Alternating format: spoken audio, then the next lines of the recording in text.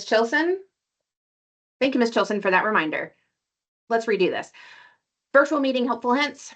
Use the chat feature to type in questions about the current slide. The counselor, we've got 3 counselors monitoring that chat, and we'll be answering you in real time. Keep in mind, though, that your questions are viewable by other attendees. So you don't want to put anything too personal or too specific about that. If the participants could refrain from using the reactions in the chat, that would be helpful. The way that we run it in our office is that when a person is going to answer an attendee's question, that counselor will thumbs up that question so that the other counselors running the chat with them will know to move on to the next question. We will continue the Q&A at the end of the presentation to allow participants to ask their questions. And again, this presentation is being recorded, and we will post it, both the video and the PowerPoint, on the counseling website within a few days. Okay, this is just our general agenda for tonight. You'll see student resources. We'll go over reminders of grad requirements and earning credits, grading and recovery policies for the county, how to best support your student in academic success, different ways of communicating with Chattahoochee, roadmap to high school, scheduling timeline, and additional resources, and then finish off with upcoming events. So first, Infinite Campus, that is our student information system. Hopefully y'all have activated your account, but if not, the next screen gives you instructions on how to do so.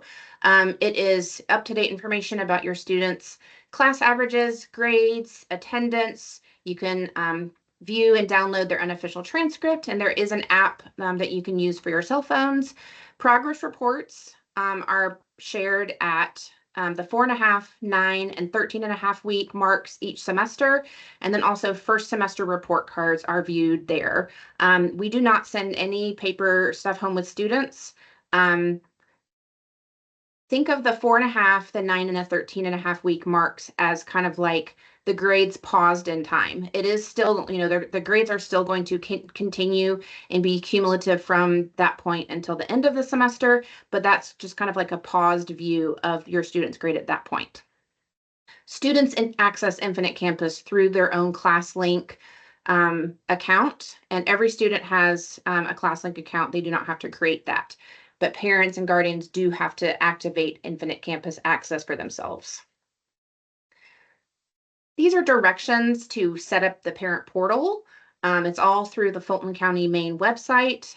You will be prompted to enter your email address, so make sure you enter the email address you used when registering your student. I know me personally, I have, well, my work email address and then 2 personal email addresses, so just make sure you're using that correct email address. And then after that, you'll receive an automated email that will prompt you to answer the 4 questions listed here. Their student ID number is also known as their lunch number, and then you'll receive an activation code via email. So just be sure to check your junk and your spam folders, and then you will choose your own username and password for that account. I strongly encourage parents, every single parent and guardian, to set up to choose their settings to their preferences in Infinite Campus. If you click on the person icon in the top right corner and then select settings, you'll have some access that you can change. You can be notified when an assignment is scored, when a grade is updated, when attendance is updated. I've had students set these own settings for themselves. I've had students sitting in my office and get a notification, oh, Ms. Smith just marked my grade for the lab as a 0. That's not correct. I turned that in. Let me check on that. So, teachers, we're all human. So it's a great way for you to keep tabs on what your students' grades in their classes are, but then also if something was accidentally incorrectly marked as missing or a 0 or something along those lines. And definitely it's a good practice to monitor your students' assignment completion, quiz and test scores, grades, attendance, all that kind of stuff until you feel they're confident, to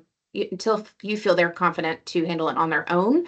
Of course, going through high school, you'll probably loosen the reins a little bit. Most students, in their senior year are probably handling more than they were in junior year and back to, 10th and 9th as well. You can see a detailed grade breakdown in Infinite Campus as well. When you click on a course title, you can see the breakdown of the class average for your student. So you'll be able to see the average for a category, and then under that, you can see the individual assignments or assessment grades as well. And then on the attendance tab, you can see how many times a student has been absent from or tardy to each of their classes. So that kind of helps you keep tabs on, if we've made a lot of doctor's appointments first thing in the morning, then maybe later in the semester, if you still have to continue to go see doctor for whatever reason, then maybe we make those appointments for later in the afternoon so you can kind of spread out those absences. uh, in Infinite Campus, the main thing that we are always asked about is how does a student see their transcript, or if a student is applying for, say, a good student discount for the auto insurance, or even proof of school enrollment to take when a student goes to get their driver's license. There is not a separate form that is needed for any of those. The student or the parent just downloads the unofficial transcript from the Documents tab in Infinite Campus. Okay, class link I referenced before, that's the landing page for most applications that a student is going to use. Of course, Infinite Campus we already talked about. Canvas is where their classes live. We'll talk about that shortly. Navient is a career and college searching feature, an app, and then Outlook, that's how your student accesses their FCSTU email address. Any Fulton County page is going to have a main bar of certain icons, and ClassLink is going to be in there. Every student's username is their student ID number, and the default password is their birthday in month, date, year format, unless they have selected another password. I believe there recently was a message that came out from the county, pushing for students to reset their password, or it was coming soon. I can't remember exactly, but either way, that is the default. And then if there is a different password, it's something that they have selected. And then once they're signed in, they can access any of the applications shown on their page. And that is also how students access their Fulton County email account, which is through Outlook. Okay, Canvas has been in the district for a couple of years now. It is now an expectation across the district that all teachers are using Canvas, and even through Fulton virtual classes as well. Students often view and submit assignments through this portal, and they can view the course calendar, grades, messages or announcements from their teachers, all that kind of stuff. This page right here, the little screenshot of is from Fulton County. It is directions for parents to create parent observer accounts. And Ms. Chilson, one of our counselors in here, was just talking earlier about how she is an observer in her and her kids' accounts and can see all the stuff going on in their classes. So we are strongly recommending this for every single parent. Become an observer in your student's Canvas account so you can see what is happening, the grades, the upcoming assignments, tests, that kind of stuff. This QR code, I did test this. It is scannable.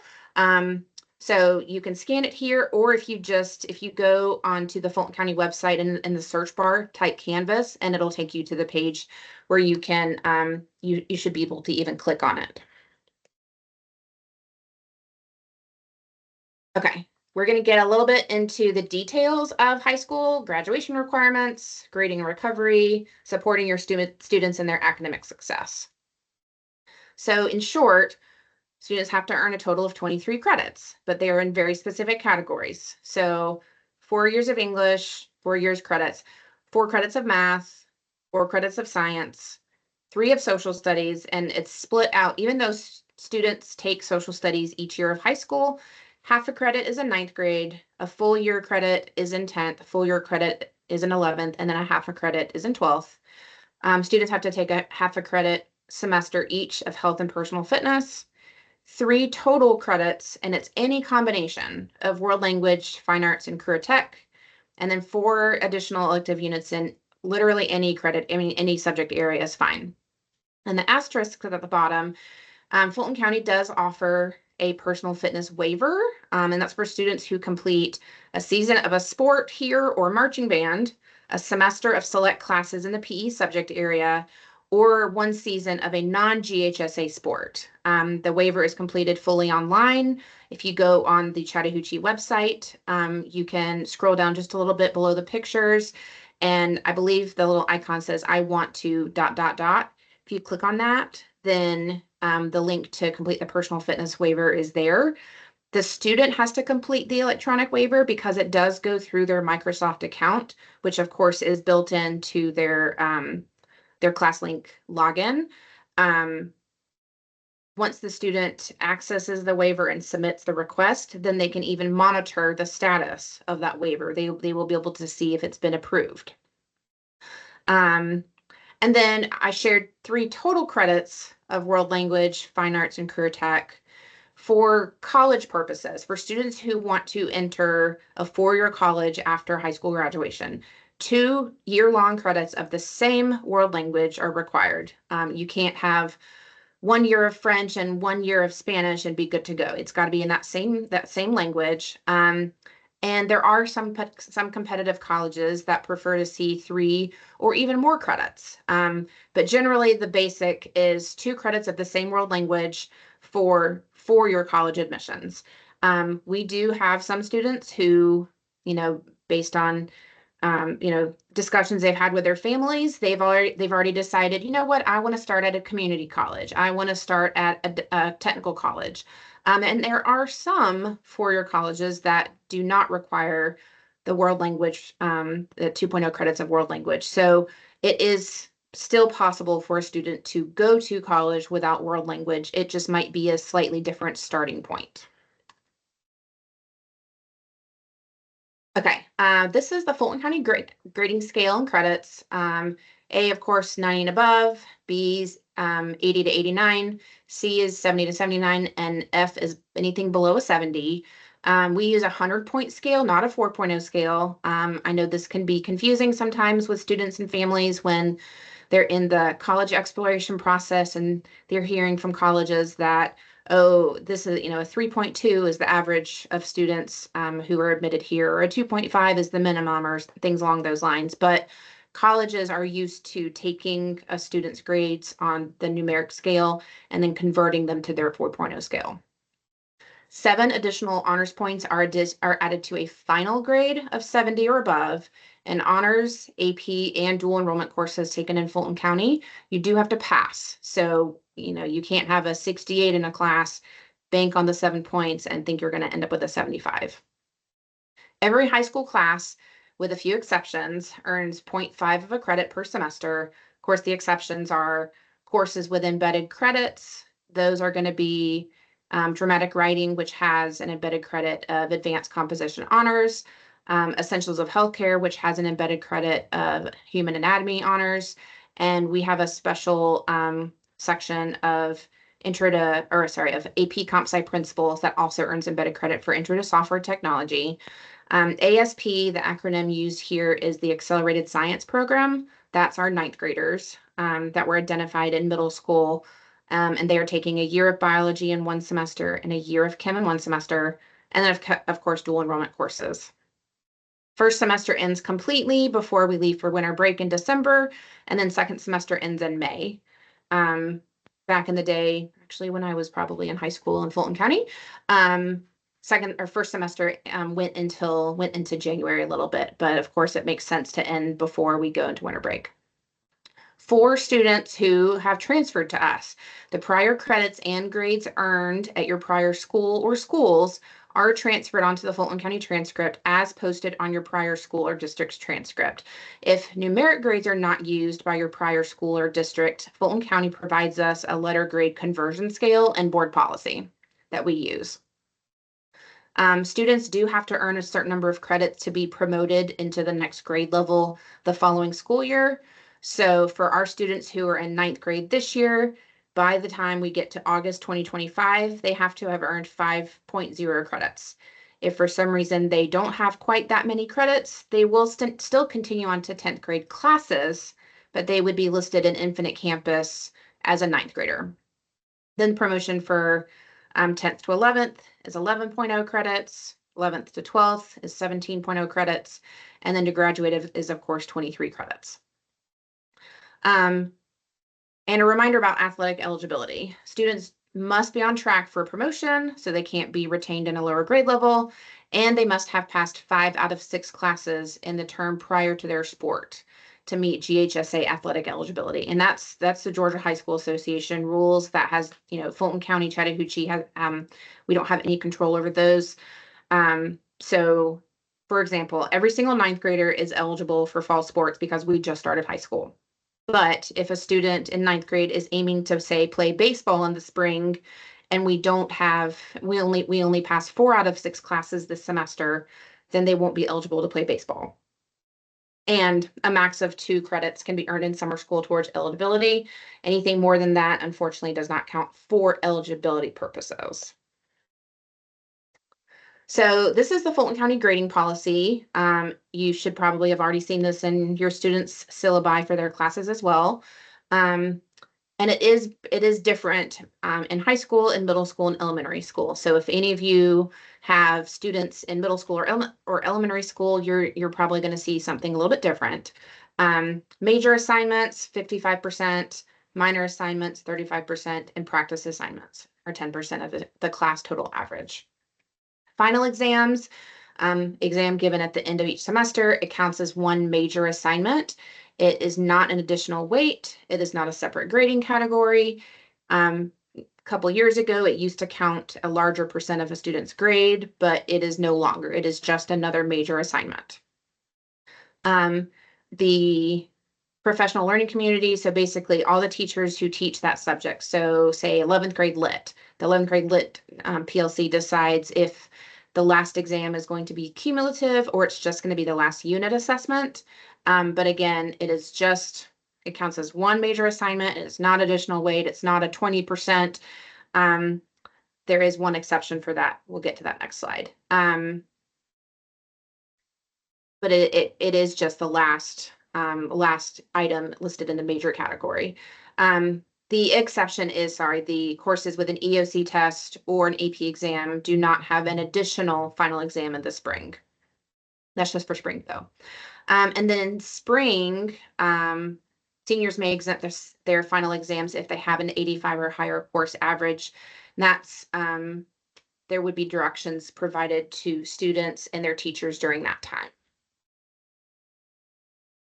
Okay, Fulton County has a recovery policy. So they have an opportunity students have an opportunity to recover a grade on each major assignment if they scored below a 75.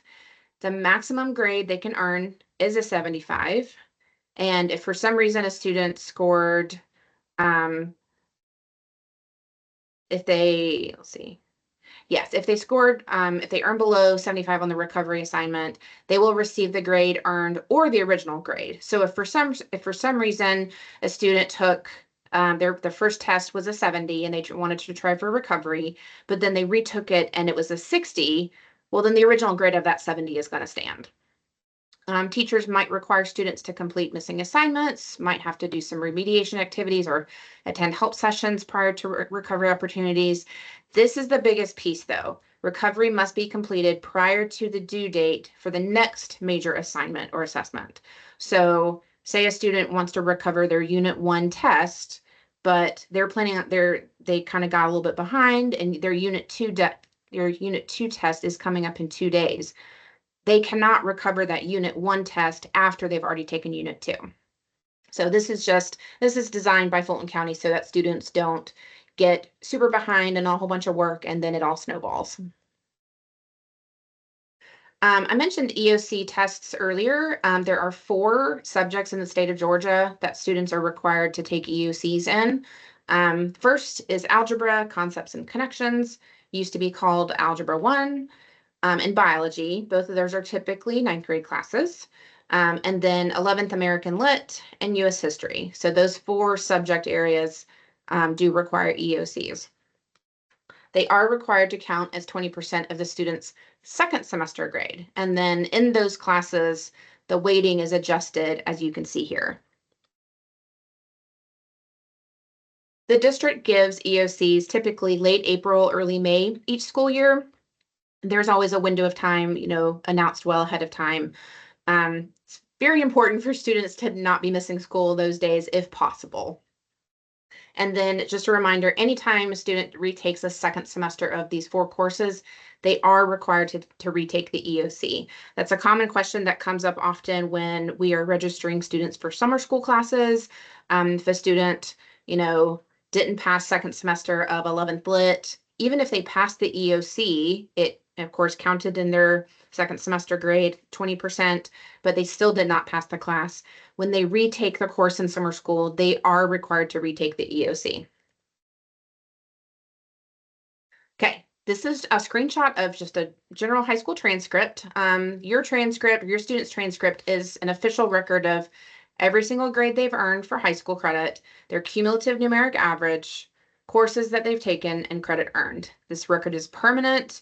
All grades earned, all, both passed and failed or retaken, are recorded. So literally every single high school class that the student has attempted is on this record. And like I said before, an unofficial copy of it is available to view and download on both the student and parent portal of Infinite Campus. Just click on the Documents tab and you'll be able to see it. Okay, just some best practices for academic success. First, get organized. We know not every system is going to work for every single kid. I'm very electronic. I don't remember to do many things in my world unless it's on an electronic calendar, on my laptop for work, or on my phone for personal things. So whatever system that works for you or for your student, make that work somehow. Some people really like a paper organizer. Some people work well with a whiteboard in their bedroom or like the kitchen. Um, when you get into a new class, write down all the due dates for each semester. You could even get creative and make it, color coordinated for different subjects, but whatever works for your student, that is what you should go with. Start each semester strong. It's way easier to keep that momentum going and keep those high grades up rather than try to play catch up later. Kind of that whole snowball thing that I talked about earlier. The more things the more items that are not done or delayed, then it just piles up and piles up. And then you've got a huge pile of things to try to catch up on towards the end of the semester. And that does not help anybody. Plan out when to complete portions of long-term assignments. So projects, papers, oftentimes English classes are going to have a paper to write. Some classes are going to have projects to do. So your student teachers have likely kind of plotted out some smaller portions of those larger items that can be completed. I would go ahead and plan out on your calendar or the whiteboard or whatever it is you're using, plan out when to have those smaller parts done. I think this is something that a lot of kids it's just a trap that they fall into. Study in a well-lit space with few distractions. Laying on your bed with your phone next to you is probably not the best way to study. I feel like I would probably be tempted to fall asleep, or I'm just going to lay my head down for a few minutes. That's probably not great. I think a lot of kids do well when they're sitting at the kitchen table with their parents and they're making dinner or they're getting their own work done. I strongly advise students put their phone in a different room if they tend to get distracted by it. So I think that's definitely a good practice to put in place. And then spread out your studying. Short sessions of studying over time are going to be a lot more effective than a long cram session the night before a quiz or test. So break it up, just like I talked about the projects and papers earlier. If you can spread out your studying in the same manner, that would be much more beneficial and definitely less stressful for the student and for the parent or guardian. And then lastly, please get enough sleep. I hear too many kids saying that, oh, they're staying up till 2 o'clock in the morning because they're studying a really long time or they have too many AP classes or things along those lines. We talk often in our 9th and 10th grade parent night, which will be in January, about the importance of balance and not overloading your students too much, not allowing your students to overload themselves too much. We don't want any kid taking, no one needs to be taking 4 or 5 AP classes in 10th grade or even 11th grade. We just don't want our kids to be overwhelmed and under-rested. Okay, these are almost more tips for students, but definitely pass them along to your students. We want students to ask questions during or after class. I know some students can be a little bit self-conscious about raising their hands and asking questions, but if they have a question, the chances that another student in that same room has the exact same question are very high. Every single one of our teachers in the building is available during chat time. Please take advantage of this time. If you're not aware of what this time is, of course, as new families, chat time is about a 25-minute block of time built into the end of second period. So at 10:12 a.m. every single morning, the bell rings for second period instruction to end, but the students stay in their second period classroom. So they get about 25 minutes of study time. They could go ahead and get some homework done that was assigned in first or second period. They can study for a test that's coming up later in the day. They can ask to go see one of their other teachers if they have a question. But we do say that students need to have a pass from another teacher ahead of time so that their second period teacher will allow you to leave. I would imagine every single teacher in the building has pre-scheduled help sessions. If they don't have that posted on their boards in their classroom, ask your teacher when you can come in for extra help. You can always arrange that. The student or parent or guardian can arrange that ahead of time. Study groups with classmates or friends, even from different teachers. If you're in the same class, say if you're all in on-level biology, you're probably doing the same things. So, a lot of times working with others helps you figure out, different ways of thinking about things, creative ways of memorizing facts, that kind of stuff. We have a new academic hub in room D109. Ms. Shofity, our graduation coach, is running that, and she has probably every resource imaginable. It's available to students during chat time or lunch. Students do have to register ahead of time. Directions for that are right outside the door to D109. She has peer-to-peer tutoring. She has study tips and tricks. She's just got a slew of things. And then, of course, we do have a list of private tutors in the area who have given us their contact information. But our own, just the one caution we have about that, we have not vetted these people. They are just, professional tutors in the area. Maybe there might be some that are former teachers. There might be some tutoring organizations that are local, but they just have given us their contact information and asked that we provide it to our families. So we just have a compiled list. So we encourage families to do their own research to vet that. Everyone knows attendance at school is very important. We want students to be here every single day whenever possible. But of course, we know there are going to be absences. Excused reasons would be we have a contagious illness, we have a fever, we have a medical appointment, there's a death in the family, the student has requested a pre-approved absence through the attendance office. All communication about attendance goes directly through the attendance office. There is a direct email address listed on the screen here, and that is just the general attendance email address that is used. Sometimes if Miss Mafood has to be somewhere else in the building or is on lunch break or happens to be out of the office, then that general attendance email goes to the other professional assistants up front that also monitor that. And of course, you can also go a little bit old school and you can write a note and sign it and send it in with your student, but feel free to just shoot an email over to the attendance office.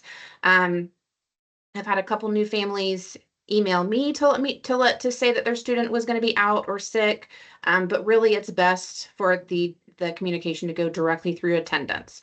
Once that is entered, then the teachers can see it. I can see it if I pull up the student. So that's really that's the best plan. Also along the lines of attendance, it's just a lot more work to try to catch up on what you missed while also staying on top of current assignments. So again, trying to avoid that snowball effect. It is important to not miss critical days. So the first and last few weeks of each semester, right around holiday breaks, that kind of time. If I can convey nothing else about attendance to y'all, this is what it is. The school calendar is posted on the county website up to 2 years ahead of time. So check it, check it, check it. When you're making travel plans to go visit family in another country, vacation plans, extracurricular plans, all that kind of stuff.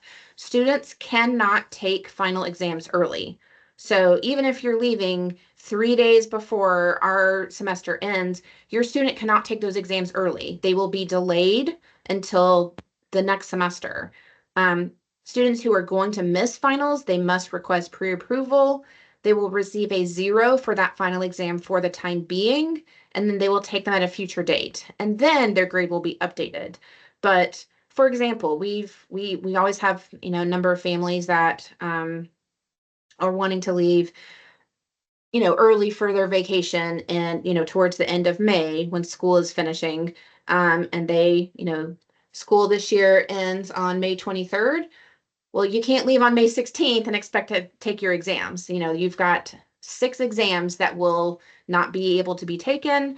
There are some days available in the summer that can be arranged with our assistant principal's office.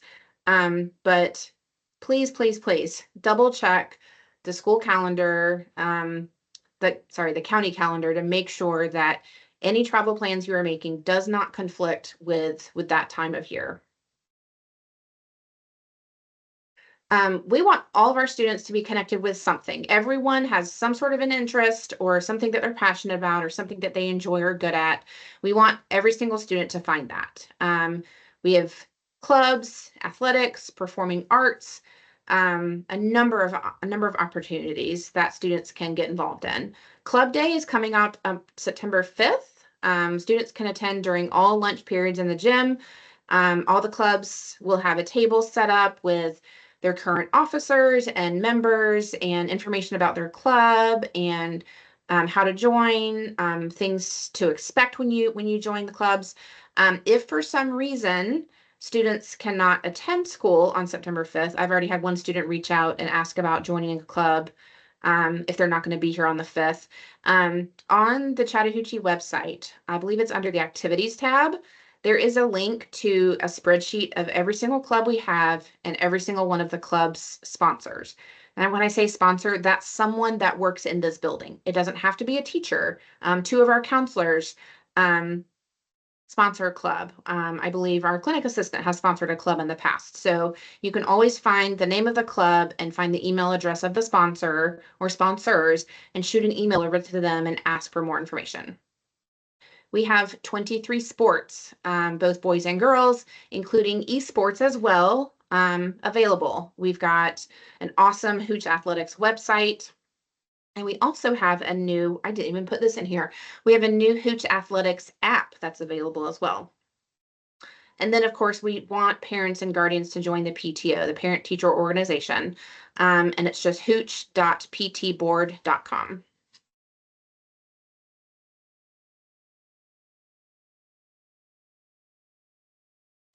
Okay, just a couple tips and tricks about communicating with Chattahoochee.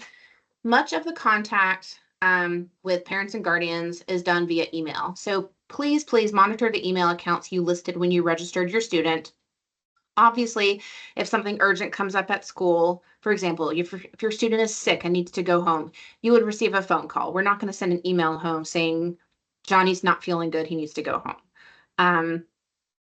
We do have a Hooch Happenings email blast that comes up every other Friday, and it goes to all parent guardian email addresses listed in Infinite Campus. Keep an eye out for that. We have a special counseling corner in the Hooch Happenings email blast every other Friday as well. So anything coming up in our office will be included. Obviously, chatcougar.com, that's kind of like our vanity website. It does redirect to the Fulton County website. To reach your students' teachers, email is best for the initial communication. They don't have phones in their classroom, so there's not a way for you to just pick up the phone and call a teacher. But you can, look for your teachers' names in your students' teacher names in Infinite Campus, and then all teachers' email addresses are alphabetically under the staff tab on the school website. You can shoot an email to them and say, hey, I just want to chat with you about a couple things. Can you let me know when you're free? And then y'all can arrange a time to speak on the phone. You may always request, like I said, to schedule a phone conference, but just know that their ability may be a little bit limited due to teaching responsibilities. Their available times would probably likely end up being, first thing in the morning, during their planning or lunch periods, and then potentially after school.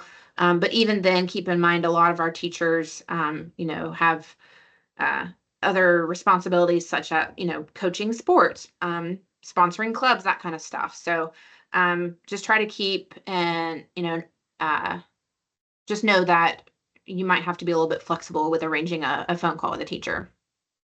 And then, of course, if you find your student struggling in multiple classes, maybe you're seeing there's a common thread amongst many of their classes, or you're seeing something that there shows a commonality. You are always welcome to reach out to your student's assigned school counselor, and we then can coordinate scheduling a parent-teacher conference at a time that works for you. And then those are typically scheduled either right before school, so like 7:45, or right after school, 3:45, maybe even a little bit earlier. And we do try to schedule our conferences on Teams just to make it easy on y'all as parents and guardians. You don't have to show up at school, navigate parking, deal with traffic, all that kind of stuff.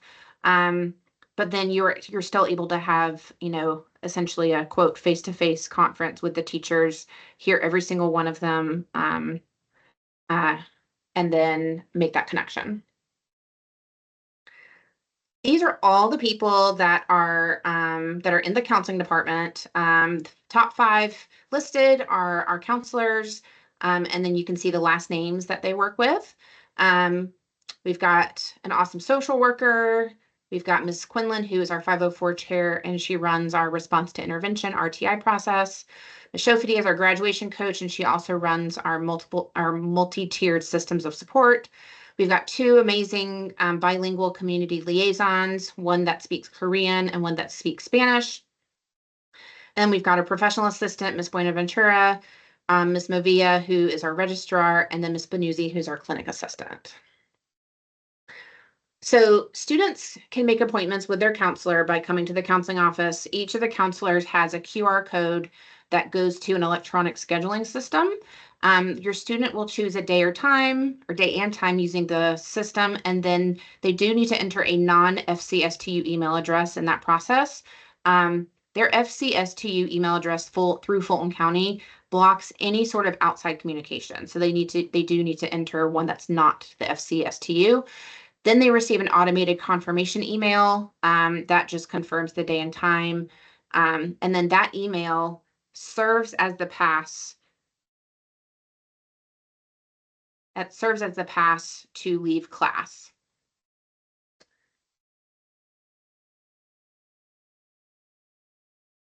Parents and guardians, we are asking them to not use the booking system. The student booking system is really supposed to be just for students, and it is limited. I mean, we do have those blocked out for just 15 minutes. If a parent or guardian wants to meet with us, then you can, either the counselor or anybody else in the counseling office. We ask parents and guardians to email or call us, and the contact information is available on our website. Both students and parents or guardians are welcome to email any of us in the counseling office anytime with questions. Totally welcome that. And then Chattahoochee is unique in that we have a counselor of the day, and that's available for students' emergencies any day of the week. So 5 days of the week, 5 school counselors. Each of us has 1 day of the week that's totally blocked off on our calendars, so we don't attend meetings, we don't schedule meetings.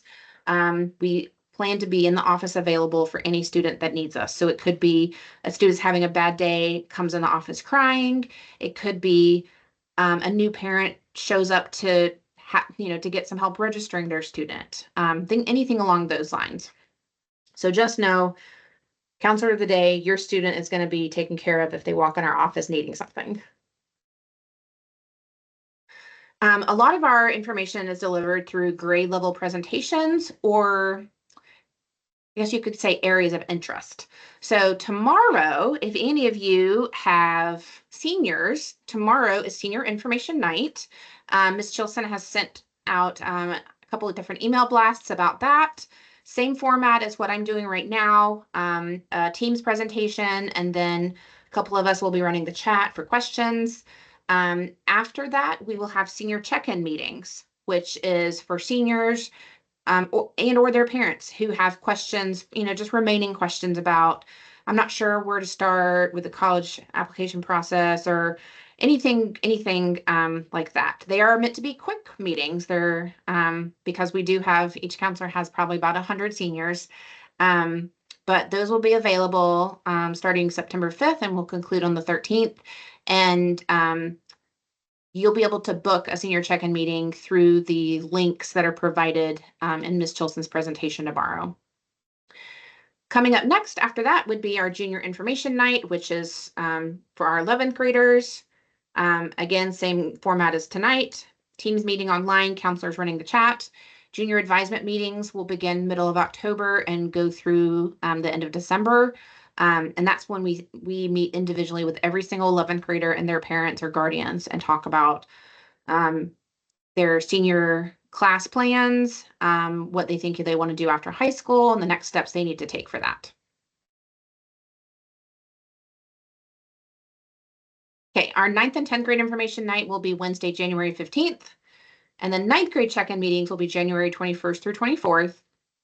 We are offering 10th grade check-in meetings September 16th through the 20th. We decided to do this because 10th graders, of course, those students and parents were able to watch our 9th and 10th grade information night from last school year. So they are at least a year into high school. If for some reason you happen to be one of the parents on here with a 10th grader, that meeting was recorded and the video is available on our website. And then also those students, like I said, are a full year into high school and have an actual transcript, a GPA, and credits earned to reference. Whereas our 9th graders, brand new 9th graders, this is their 4th week of high school. So we want them to have check-in meetings at least after they've had at least one semester of high school and kind of know where they stand and have some questions to work with. Dual enrollment information night is going to be February 4th. Ms. Chilson will be running that. That will just be describing the whole dual enrollment application process for that's going to be the 25-26 school year. That's crazy to think. And then late February, early March is going to be every single one of our 9th through 11th graders will meet individually with their counselor to review course recommendations for the 25-26 school year and request any adjustments. We run these in the Media Center, and all 9th, 10th, and 11th grade English classes bring their students in, and we have quick meetings with all of our students so we can double check that the students' course plans for next year make sense for them. We're not overloading, but we're also challenging ourselves appropriately. And then late March, parents will be able to book brief scheduling meetings with the counselors if they have any following or any last minute questions about their students' courses for the 25-6 school year. Okay, so little roadmap to high school. And this is kind of, if your student is in 10th grade or higher, we recommend focusing on the items listed for past grade levels that they already completed and work on things that interest them. So of course, 9th, 10th, and 11th graders, every single 9th and 11th grader is registered automatically by Chattahoochee to take the PSAT. If your student doesn't show up, that's fine. They just don't take it that day. But they are automatically registered. There is not a separate registration process. There are some good career searching activities and Naviance that your student can access through ClassLink.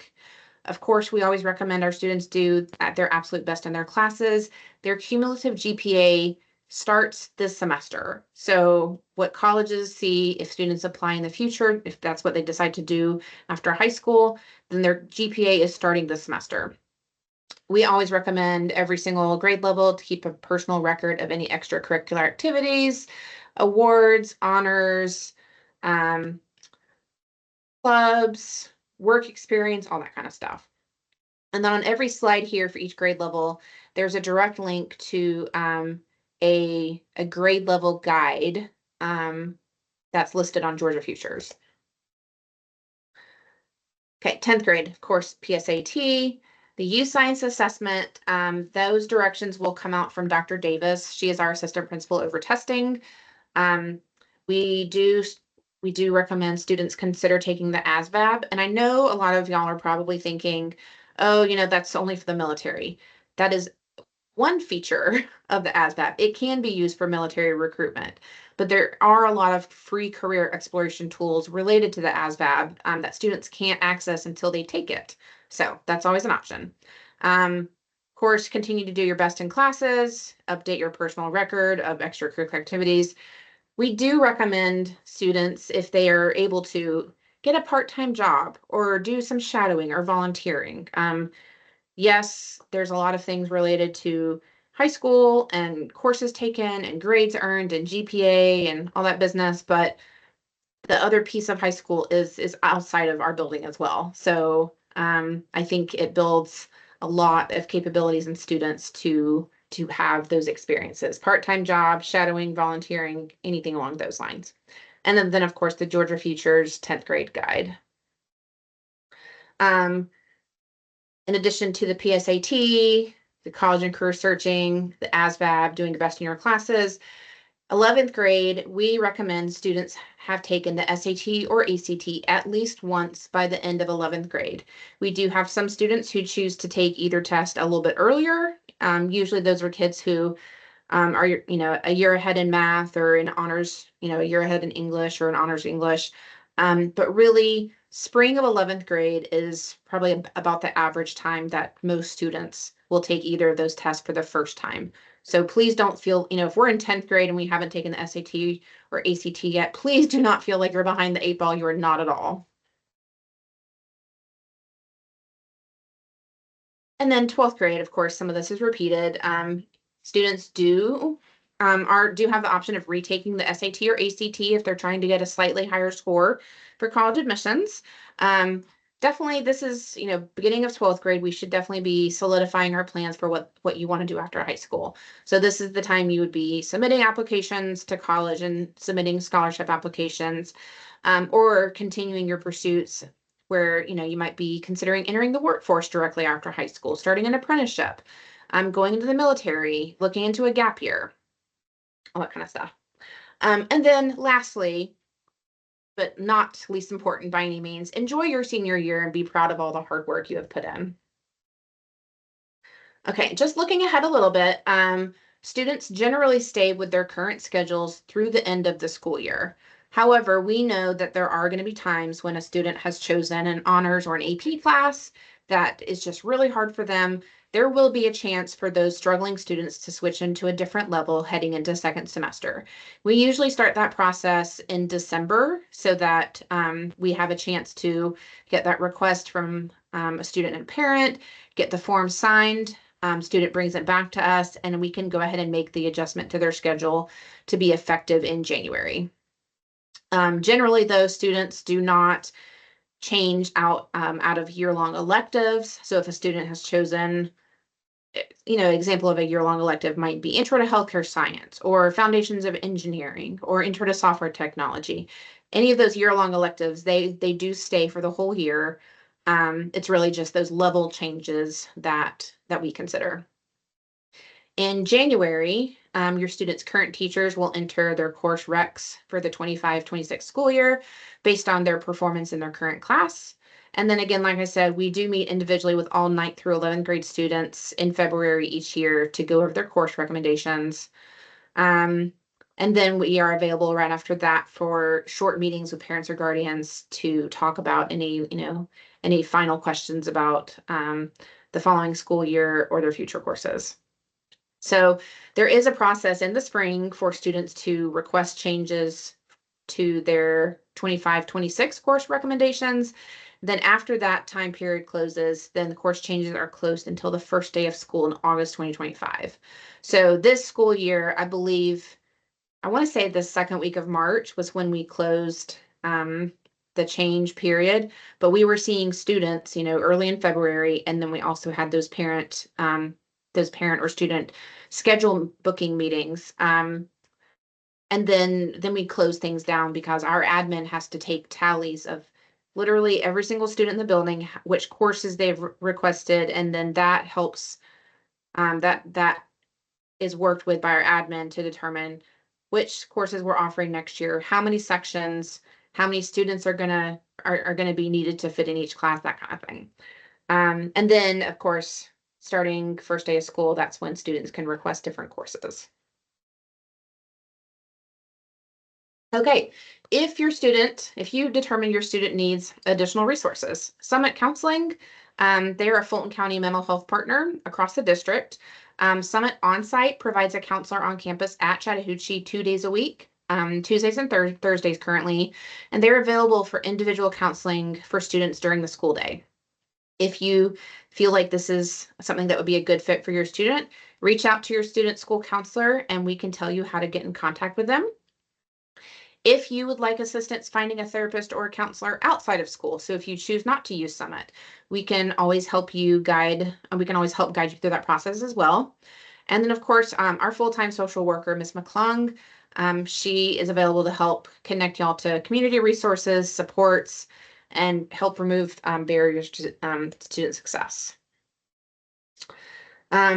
So this is just calendar of events most recently happening, which is the new student breakfast last week.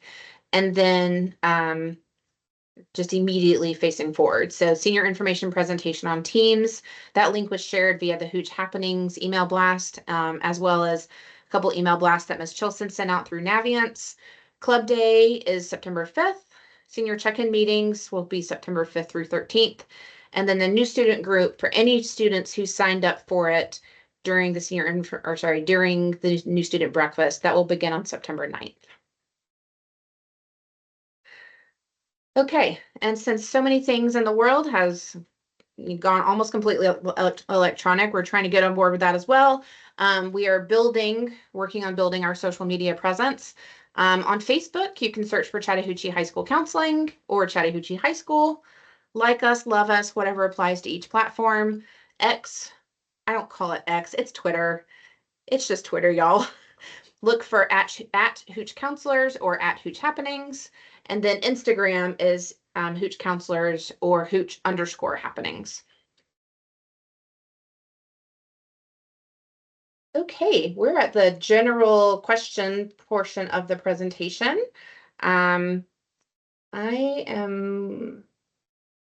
Counselors, are y'all seeing any questions in the chat that seem to be high priority? There have been no questions, Miss Blunt. No questions. You've done such a great job. There's no questions? I mean, I'm the only one chatting. Because you know me, I like to chat it up. What? There is no okay, well, we're just like the best counseling department ever. This is pretty amazing. I've never seen a presentation with no questions. I know. Wait till tomorrow night with our senior presentation. They can't stop. So. Oh, okay. It'll be made up for then. I'm gonna be typing my little fingers off tomorrow in the chat tomorrow. Well. Oh, very good. Thank you, Alan. Thank you, Alan. The best. Everything was clear. Love it. Thank you. I do like that all these presentations are recorded. So if something comes up and you need to, revisit a topic, it's available. Well, I'm so glad this was really clear information. Yay, good job. You're very welcome to all of y'all.